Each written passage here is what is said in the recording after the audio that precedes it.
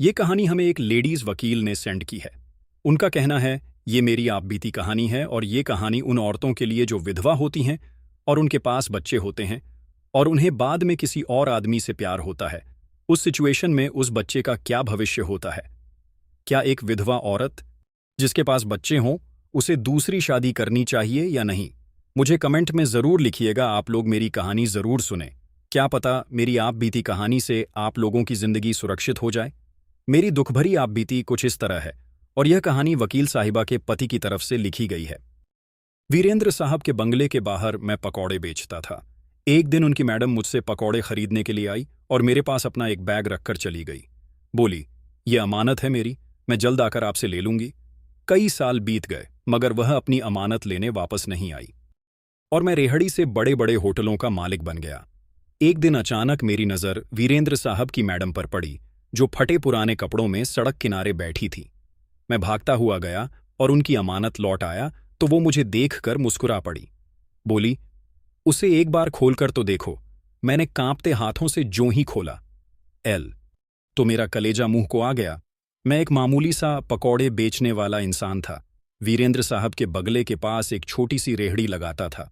सुबह से शाम तक यही मेरा कारोबार था, यही मेरा एकमात्र रोजी रोटी था। मैं अपना ठेला वहीं लगाता था। सड़क पर चलते लोग, दफ्तर से आते जाते, बच्चे औरतें सब मेरे ग्राहक थे। लेकिन मेरी जिंदगी इतनी आसान नहीं थी। मैं जिस दिन से होश संभालना था, तंगी और गरीबी को अपना मुकद्दर बना लिया था। मेरी माँ बीमार रहती थी। उनकी दवाइयों के लिए अक्सर मेरे पास पैसे नहीं होते थे। हर दिन मेरी यही कोशिश होती थी, मैं ज्यादा से ज्यादा पकौड़े बेचूं ताकि घर के खर्चों के साथ साथ माँ के इलाज के लिए भी दवाई खरीद सकूं। मेरी माँ एक बहुत नरम दिल इंसान थी। वह हमेशा कहती, बेटा भगवान तुम्हारी मेहनत का सिला देगा, ईमानदारी से जियो और किसी का हक मत खाओ। दिन भर की मेहनत के बाद जब मैं शाम को कुछ कमाई लेकर घर लौटता तो सबसे पहले माँ के लिए दवा खरीदता। अगर कुछ पैसा बच जाता तो रास्ते में से एक आधा सेब या केला खरीद कर ले जाता। माँ के लिए कुछ ले ही जाता तो वो मुस्कुराकर मेरे सर पर हाथ रखती और मुझे ढेरों आशीर्वाद देती। मेरा बेटा बहुत अच्छा है, भगवान तेरी किस्मत में खुशियां लिख दे, तुम्हें इज्जत दे। यही प्रार्थना मेरी सबसे बड़ी कमाई थी। एक दिन जब मेरी किस्मत पतली, जब मुझे याद है वह एक आम सा दिन था। मैं ताज़ा पकौड़े तल रहा था। गर्म गर्म खुशबू हर तरफ फैली हुई थी। कुछ लोग रुककर मेरे पकौड़े खरीद रहे थे, कुछ लोग आगे निकल रहे थे, मगर मेरा ध्यान ज्यादातर तेल में उबलते हुए पकौड़े पर था। अचानक एक कीमती गाड़ी मेरे पास आकर खड़ी हुई। मैंने चौंक कर देखा। ये वही गाड़ी थी जो अक्सर वीरेंद्र साहब के घर के बाहर खड़ी नजर आती थी। दरवाजा खुला और एक औरत बाहर निकली।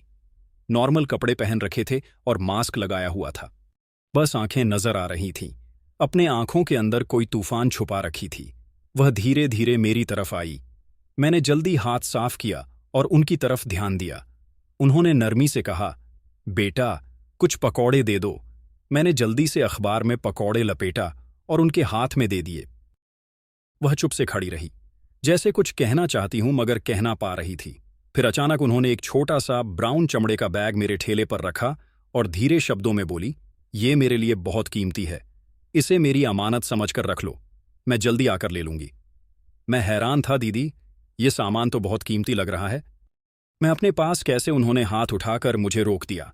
बस रख लो, मैं बहुत जल्द वापस लेकर जाऊंगी। उनके शब्दों से पता चल रहा था कि वह बहुत बेबस है, जैसे कोई मजबूर इंसान आखिरी सहारे की तलाश में हो। मैंने कुछ नहीं कहा, बैग उठाया और अपने रेहड़ी के एक कोने में रख दिया। मैं जल्दी से पलटी, गाड़ी में बैठी और चली गई। वह दिन बीत गया, फिर एक दिन, फिर एक हफ्ता, फिर एक महीना। वो वापस नहीं आई। अब मैं रोज उनके बैग को देखता, सोचता कि शायद वह भूल गई या फिर बिजी हो गई होंगी। वक्त बीतता जा रहा था मगर बैग मालिक वापस नहीं आई। माँ ने एक दिन बैग के बारे में पूछा, बेटा ये कैसा बैग है? मैंने माँ को सारी बात बता दी। वह सुनकर चुप हो गई। बोली, बेटा ये अमानत है और किसी की अमानत में अपनी नीयत को खराब नहीं करनी चाहिए। जो भी हो उसे खोलना नहीं है। मैं सर हिलाया कि मम्मी मैं कभी नहीं खोलूंगा, लेकिन दिल में कई सवाल उठते रहे। ये बैग इतना कीमती था, वह औरत वापस क्यों नहीं आई? कहीं ऐसा तो नहीं कि इसमें दौलत भरी हो या कहीं उसमें कोई राह छुपा हो। लेकिन मैंने माँ की नसीहतों पर अपना ध्यान रखा और कभी उस बैग को खोलने की हिम्मत नहीं की। गरीबी और लाचारी मेरी जिंदगी अपनी रफ्तार में चल रही थी। रोजाना पकौड़े बेचता, जो कमाई होती उसमें से माँ की दवाई खरीदता, उनके लिए कुछ फल लाता और जो बचता घर के खर्चों में लगा देता। कई बार ऐसा होता कि माँ की दवा के पैसे भी न होते थे तो मैं खुद को भूखा रखकर उनके लिए दवा लेकर जाता। मेरी माँ मुझे ढेरों आशीर्वाद देती। उनकी प्रार्थनाओं में मैं दिन दुगुनी रात चौगुनी करने लगा। लोग मेरी ईमानदारी की कस्में खाने लगे। मैंने रेहड़ी से एक छोटा सा होटल खोल लिया। मैं दिन रात मेहनत करता। मेरी माँ की प्रार्थनाएं मेरी कामयाबी की सीढ़ियों बन गई। लेकिन वह बैग अभी भी मेरे पास था। हर रात जब मैं होटल के तिजोरी में उस बैग को देखता, दिल में अजीब सी बेचैनी हो जाती। यह बैग मेरी जिंदगी का हिस्सा बन चुका था, मगर मैं नहीं जानता था यह मेरा किस्मत लिखने वाला है। एक दिन जब मैं होटल से घर लौटा तो मेरी माँ इस दुनिया से जा चुकी थी। अब मैं बिल्कुल अकेला हो गया था। दिन रात में अपनी माँ को याद करता। मेरी माँ की इच्छा थी कि मैं शादी करूं। एक दिन होटल में बैठा था जब एक लड़की ने मेरे होटल में एंट्री की थी। वह शायद काफी पैसे वाली लग रही थी। उसने जब वेटर से खाना एन्यार्डर किया तो उस वेटर से थोड़ी सी गलती हो गई थी। बस वेटर से खाना परोसते समय उसके ऊपर सब्जियां गिर गई थीं, जिसकी वजह से उस वेटर पर चिल्ला पड़ी थी, शोर मचाने लगी। इस होटल का मालिक कौन है? मुझे उससे मिलना है कैसे? लोगों को काम पर रखा हुआ है। तभी मैं अपने कैबिन से दौड़ता हुआ उस मैडम की तरफ गया। फिर मैंने उस लड़की से माफी मांगी। आइंदा आगे से ऐसी कोई गलती नहीं होगी। अगर आपका कुछ नुकसान हुआ है तो मैं उसका भुगतान करूंगा। जिस बैग पर इसने सब्जियां गिराई है उस बैग में मेरे 40,000 के लैपटॉप है। मुझे ऐसा पॉइंट चाहिए जहां इस लैपटॉप को मैं चेक कर सकूं। ये ठीक से काम कर रहा है या नहीं। आपके नुकसान के लिए मैं सॉरी बोलता हूं और आप चलिए मेरे कैबिन में। आप वहां पर अपना लैपटॉप चेक कर लीजिए। उस लड़की का नाम रूपल था और वह बहुत ही ज्यादा खूबसूरत थी। उसके एक ही नज़र में मैं अपना दिल खो बैठा था। फिर वह लड़की मेरे कैबिन में आकर बैठ गई और लैपटॉप को चलाने लगी। उसका लैपटॉप तो बिल्कुल ठीक था और सही से काम कर रहा था और वे अपना लैपटॉप चेक करते हुए मुझे कई बार देख चुकी थी और मैं भी उस लड़की के हरकत पर नज़र रख रहा था। शायद उस लड़की को भी मैं पसंद आ गया था। उसने जाते हुए मुझे सॉरी कहा और अपना मोबाइल नंबर दिया और फिर इसी तरह वह रोज मेरे होटल में आने लगी और एक दिन उसने अपने प्यार का इजहार भी कर दिया। कुछ ही महीनों में हम दोनों ने शादी भी कर ली। उस लड़की ने मुझे अपना जीवन साथी बना लिया। मैंने उस लड़की से उसके माँ बाप के बारे में पूछा। उस लड़की ने कहा, मैं अपनी माँ को तो बहुत पसंद करती हूं, लेकिन 5 साल पहले उन्होंने एक आदमी से शादी कर ली है और मेरे बाप की जगह उस आदमी को दे दिया है जो आदमी मुझे कतई पसंद नहीं। मेरे पास मेरे बाप दादा की बहुत जमीन है और मेरे माँ के नाम भी कुछ जमीन थी जो मेरी माँ ने उस आदमी के प्यार में उसके नाम कर दिया है जब मैं 10 साल की थी। मेरे पापा की एक हादसे में मौत हो गई थी। मेरे पापा को किसी ने गोली मार दिया था। वह इंस्पेक्टर थे, उनकी क्रिमिनल से दुश्मनी थी और जब मैं 14 साल की हुई तो मेरी माँ ने उस आदमी से शादी कर ली। उस आदमी ने पहले भी 2 शादियां की हुई थीं। वह औरतें भी पहले से ही विधवा थीं। ऐसे ही विधवा औरतों को अपने प्यार के जाल में फंसाता है और फिर शादी करता है और उनके दौलत पर अहियासियां करता है, जिसकी वजह से ना तो मेरी माँ अब अच्छी लगती है ना वह आदमी। और इसी वजह से मैंने अपनी माँ पर भी केस किया हुआ है और मैं अपने दादा दादी के साथ रहती थी। उन लोगों ने मुझे पढ़ाया लिखवाना इस काबिल बनाया। मैं भी एक वकील हूं। मैं अपनी पत्नी की कहानी सुनकर रो पड़ा था। रूपल बहुत ही अच्छी लड़की थी। वह अपने नाम की तरह खूबसूरत थी। वह मुझे बहुत ज्यादा चाहती थी और मैंने उसको भी उस बैग के बारे में बता दिया था। मेरी पत्नी रूपल का भी यही कहना था। जो मेरी माँ कहा करती थी, वो बैग किसी की अमानत है, हमें उसमें अपनी नीयत खराब नहीं करनी चाहिए। मुझे अपनी माँ और पत्नी से बहुत प्यार था। मेरी माँ तो इस दुनिया से चली गई थी, लेकिन मैं अपनी पत्नी को कभी नहीं खोना चाहता था। रूपल ने मुझे हंसना सिखाया। वह मुझे हर कदम पर हौसला देती। इस तरह मैं कई होटलों का मालिक बन गया, जिसे मैं अकेला संभालना था। एक दिन इसी तरह मैं अपने काम से वापस आ रहा था। बरसों बाद अचानक मेरी नज़र उस औरत पर पड़ी। जिंदगी के अजीब रंग होते हैं। हर बार हमें उसी मोड़ पर ले आती है जहां बीते हुए कल एक दूसरे के सामने आकर खड़े हो जाते हैं। मैंने कभी नहीं सोचा था कि बरसों बाद एक दिन जब मैं अपने एक होटल के काम के बाद शहर जा रहा था तो मेरी नज़र अचानक किसी ऐसे चेहरे पर पड़ेगी जिसे मैं शायद कभी नहीं भूल पाऊंगा। एक आम सा दिन था, मगर किस्मत ने उसे मामूली इंसान बना दिया था। मैं शहर के बीचों बीच अपनी गाड़ी में बैठा था। सिग्नल पर रुका हुआ था। सड़कों पर गाड़ियों का शोर, दुकानदारों की आवाज से हर तरफ आवाज गूंज रही थी। मैं आज खुश था। जिंदगी ने मुझे कहां से कहां पहुंचा दिया था और रूपल मेरी जिंदगी में थी। मैंने मेहनत से इज्जत कमाई और आज शहर के बड़े होटलों में से एक होटल मेरा भी था। कहाँ, मगर मुझे क्या मालूम था यह दिन मेरे अंदर के सुकून को हमेशा के लिए बिखेरने वाला है। वह पल जब सब कुछ रुक गया, गाड़ी में बैठे बैठे मैं आसपास का खबर ले रहा था कि अचानक मेरी नज़र सड़क के किनारे बैठी एक औरत पर जाकर रुक गई। मेरे हाथ स्टीयरिंग पर सख्ती से जम गए। फटे पुराने कपड़े, धूल से भरे बाल, झुर्रियों से भरा हुआ चेहरा, वही आंखें जिन्हें मैं बरसों पहले अपने रेहड़ी के पास खड़ा देखा था। ये वीरेंद्र साहब की मैडम थी। मैं सांस लेना ही भूल गया। ये वही औरत थी जो कभी महंगे कपड़ों और कीमती जेवर और खुशबू में नहाई रहती थी, जिसके माथे पर कभी परेशानी की एक बूंद नहीं आती थी। आज वही औरत नंगे पैर मैली चादर में लिपटकर सड़कों पर बैठी थी। उसकी नज़रों में वे मकसद आते जाते लोगों पर पड़ रही थी, जैसे वह खुद को पहचानने की कोशिश कर रही हो। मैं उसे देखकर सुन्न हो गया था, जैसे मेरी आंखों के सामने कोई भयानक सपना चल रहा हो। यह कैसे मुमकिन है? ये औरत यहां इस हाल में क्यों बैठी थी? वीरेंद्र साहब ने उसके साथ क्या किया था? वह सच में जिंदा थी या फिर एक सांस लेती लाश थी? मेरी आंखों के सामने वह पल घूम गया जब सालों पहले उसने वह ब्राउन बैग मेरे हवाले किया था और कहा था कि यह बहुत कीमती है, उसे संभाल कर रखना, मैं जल्द ही वापस आऊंगी। मगर वह कभी वापस न आई, और आज जब वह वापस मिली तो ऐसी हालत में थी।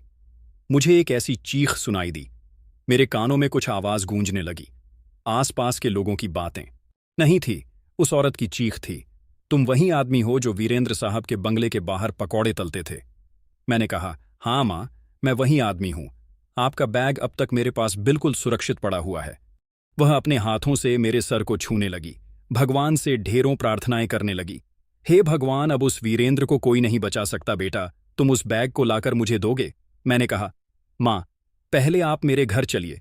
बल्कि घर नहीं, पहले आप अस्पताल चलिए। पहले आपकी तबीयत ठीक हो जाएगी। आपका बैग कहीं नहीं गया, मेरे पास पैसे का वैसे ही पड़ा है। मैंने आज तक उस बैग को खोलकर भी नहीं देखा। वह मुझे अपने सीने से लगाकर रोने लगी कि तुम इंसान नहीं, भगवान हो। उस राक्षस वीरेंद्र का अंत हो चुका है, अब उसे कोई नहीं बचा सकता। मैं उसको लेकर सीधा अस्पताल गया, जहां डॉक्टर ने उनका इलाज करना शुरू किया। मुझे मेरी पत्नी रूपल का फोन आया। मैं बहुत परेशान थी। कहने लगी, कार्तिक, तुम कहाँ हो? कम से कम एक फोन भी तो कर सकते थे। मैं अपनी पत्नी रूपल को समझाने लगा, कोई बात नहीं, थोड़ी इमरजेंसी आ गई थी, इसलिए मैं लेट हो गया हूं। रूपल ने कहा, अपना लोकेशन सेंड करो, मैं आपके पास आना चाहती हूं। आखिर ऐसी कौन सी इमरजेंसी आ गई कि आपने एक कॉल भी नहीं की? मैं रूपल को तसल्ली देने लगा, ऐसी कोई बात नहीं, तुम घर में आराम करो, मैं आ जाऊंगा। अपने आप को परेशान करने की कोई जरूरत नहीं। लेकिन रूपल गुस्सा होने लगी। उसने कहा, तुम अभी के अभी अपना लोकेशन सेंड करो, मैं भी आपके पास आना चाहती हूं। आखिरकार मुझे रूपल को अपना लोकेशन सेंड करना पड़ा। जब रूपल हॉस्पिटल में पहुंची तो वह बहुत घबरा रही थी। रूपल को लगा कि मुझे कुछ हो गया है। वह मुझे घंटों पकड़कर रोने लगी। मैंने उसे कहा, रूपल, ऐसी कोई बात नहीं है, मैं बिल्कुल ठीक हूं। फिर मैंने आंटी को बताया, जो कि उनकी कहानी मैंने रूपल को पहले ही सुना चुका था। वह आंटी को देखकर परेशान हो गई। रूपल से रहा नहीं गया। रूपल तो पहले ही वकील थी, अनगिनत क्राइम केसों को वह जीत चुकी थी, उसे रहा नहीं गया। उसने आंटी की कहानी सुनने की जिद की और आंटी से पूछने लगी, आंटी, आप बताओ, आप तो बहुत अमीर आदमी की पत्नी थी, फिर आप इस हालत में कैसे पहुंची? जब उन्होंने अपनी कहानी सुनाई तो मेरे और रूपल के पैरों तले से जमीन निकल गई। मैं तो कभी सपने में भी नहीं सोच सकता था कि उस बैग में यह सब कुछ हो सकता है। उन्होंने कहा कि बेटा, उस बैग को खोलकर तो देख लेते। उसमें खून से भरा हुआ एक कपड़ा था, उसमें जमीनों के दस्तावेज थे, और वह सबूत हैं जो वीरेंद्र को फांसी तक ले जा सकता है। आज से 25 साल पहले वीरेंद्र के साथ शादी की थी, पर मैं एक विधवा औरत थी। मैं एक अमीर परिवार से संबंध रखती थी। मेरे माँ बाप की मृत्यु हो चुकी थी और मैं अपने पहले पति के साथ बड़ी खुशी खुशी जिंदगी बिता रही थी। वह एक ईमानदार और शरीफ इंसान था, जो मुझसे सच्ची मोहब्बत करता था, मगर किस्मत को कुछ और ही स्वीकार था। मेरे पति की एक हादसे में मृत्यु हो गई और मैं अकेली रह गई अपने नन्हे बेटे के साथ, जिसे मैं अपनी जान से भी ज्यादा चाहती थी। मेरे पति ने अपनी सारी दौलत और जायदाद अपने बेटे के नाम की थी, और मैं उस दौलत की एक अकेली हकदार थी, जब तक मेरा बेटा बड़ा न हो जाता। यही पल था जब वीरेंद्र मेरी जिंदगी में आया था। वीरेंद्र ने मेरे गम में मुझे सहारा दिया, मेरी तन्हाई का फायदा उठाया मेरी इज्जत, मेरी दौलत, मेरा सब कुछ लूटने की पूरी कोशिश की, मगर उसका मकसद मोहब्बत नहीं था। उसका मकसद मेरी दौलत था।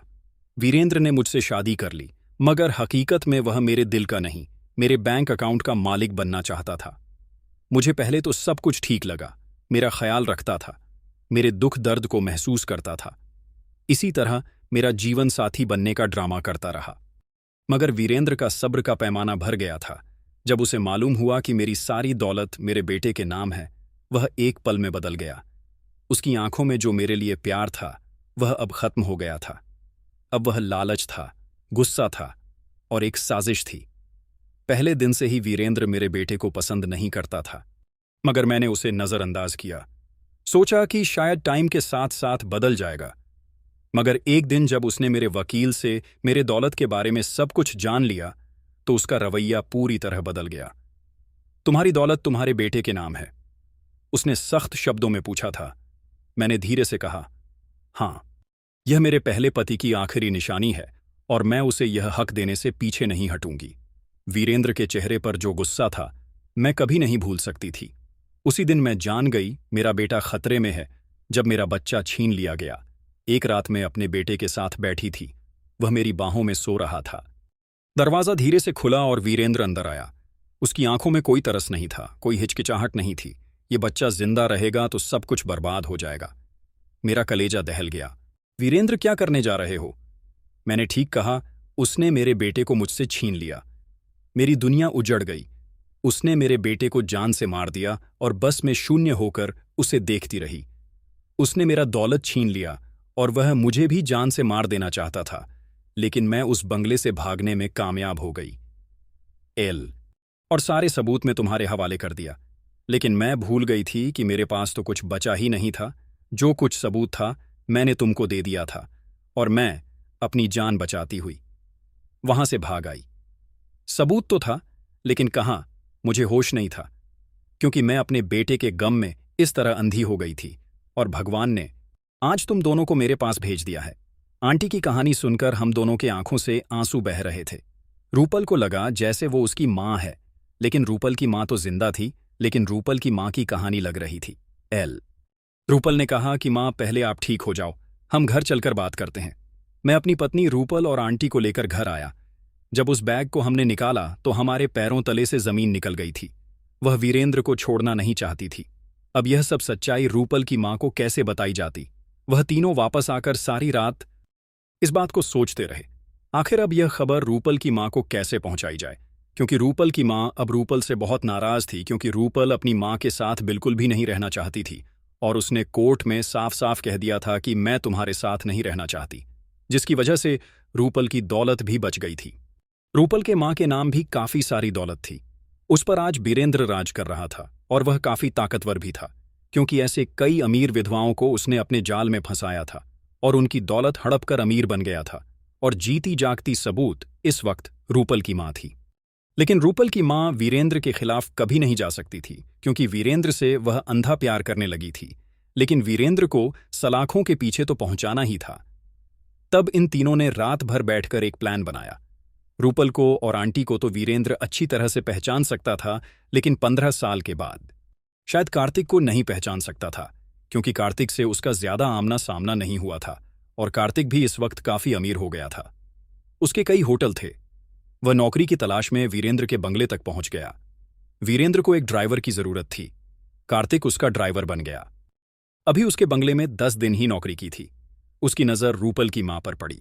आज रूपल की मां को उसे मार्केट लेकर जाना था और यही मौका था जब कार्तिक को रूपल और आंटी के सामने रूपल की मां को लाना था और सारी हकीकत बतानी थी। तो रूपल की मां को मार्केट ले जाने के बजाय सीधा वह अपने घर लेकर चला आया, जहां रूपल को देखकर उसकी मां घबरा गई थी, क्योंकि रूपल से मिले भी उसकी मां को काफी साल हो गया था और रूपल ने अपनी शादी के बारे में भी अपनी मां को नहीं बताया था। जब सारी हकीकत उसके सामने आई तो उसके पैरों तले से जमीन निकल गई थी और उसने अपनी बेटी का साथ देने की कसम खाई। लेकिन वह तीनों अब जल्दबाजी में ऐसा कुछ भी नहीं करना चाहते थे जिसमें वीरेंद्र को शक हो। रूपल की मां दोबारा वीरेंद्र के साथ रहने लगी और उसने वीरेंद्र से प्रॉपर्टी के लिए मांग की। रूपल की मां की बात सुनकर ही वीरेंद्र बिल्कुल आग बगुला हो गया था और उस पर हाथ उठा दिया। रूपल की मां ने तुरंत पुलिस को बुलाया। अपने ऊपर किए गए अत्याचार के बारे में पुलिस को बयान दिया। वीरेंद्र ने पुलिस को खरीदने की कोशिश की। वीरेंद्र को तो बस हवालात तक पहुंचाना था।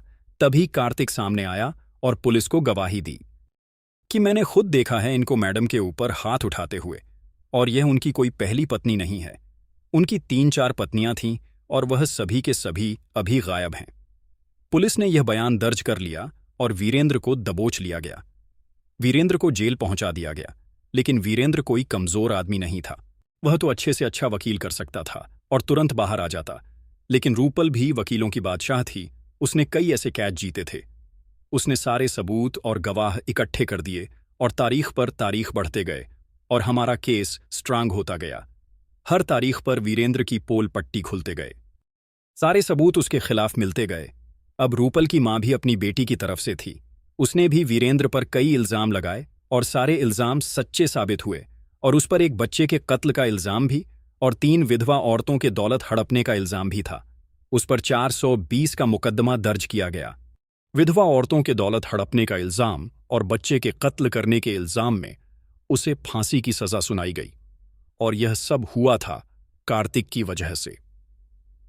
कार्तिक उन औरतों का भगवान और हीरो बन गया, और वह शायद इसी लायक था। भगवान ने उसे इसी वजह से भेजा था ताकि इन दोनों औरतों की मदद कर सके। रूपल की मां और वीरेंद्र की दूसरी पत्नी सब कार्तिक के साथ रहते हैं।